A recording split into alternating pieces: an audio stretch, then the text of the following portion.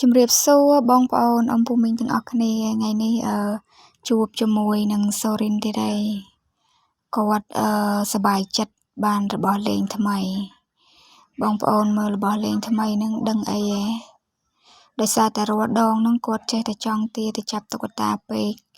ហើយពេលដែលគាត់ទៅចាប់តុក្កតាគឺគាត់ចាប់បានអាសាចាប់បានតុក្កតាបានប្រអប់អីចឹងទៅដល់ពេលចឹងគាត់ចេះចង់ទៅហើយយើងឪពុកម្ដាយអត់សូវមានពេលនាំគាត់ទៅទេហើយនេះជារបស់លេងដែលគាត់ចង់បានរៀងយូរដែរហើយប៉ុន្តែអត់ដែរបានទៅទិញឲ្យគាត់ទេបងប្អូនតែលើកនេះ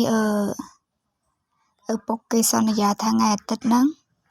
នឹងទៅទិញឲ្យហើយដល់ពេលហើយពេលទិញមកឲ្យហ្នឹងគឺគេរំភើបគេសប្បាយចិត្តមែនតើយកមកគេកំពុងតែរៀបចំប្រដាប់ប្រដាដាក់ព្រោះអីក្នុងហ្នឹងគេមានតុក្កតាប្រហែលជា10គ្រាប់បងប្អូនដាក់នៅក្នុងហ្នឹងតុក្កតាតែតុក្កតាមូទូចហ្នឹងពេលគេដាក់ចូលហើយគេមានដូចថាមានកន្លែងចុចមានកន្លែងសេរីដូចនៅទូតុក្កតាធំមែនតើអញ្ចឹងបងប្អូននេះ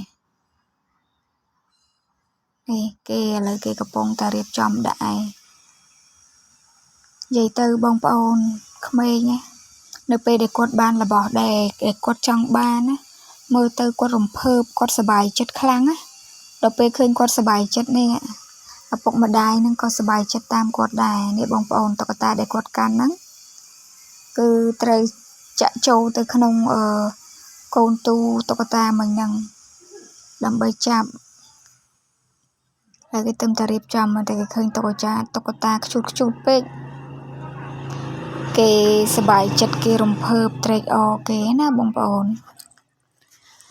ឡូវគេដាក់ចូលម្ដងមួយឯងបងប្អូនដាក់ចូលម្ដងមួយនេះចាំមើល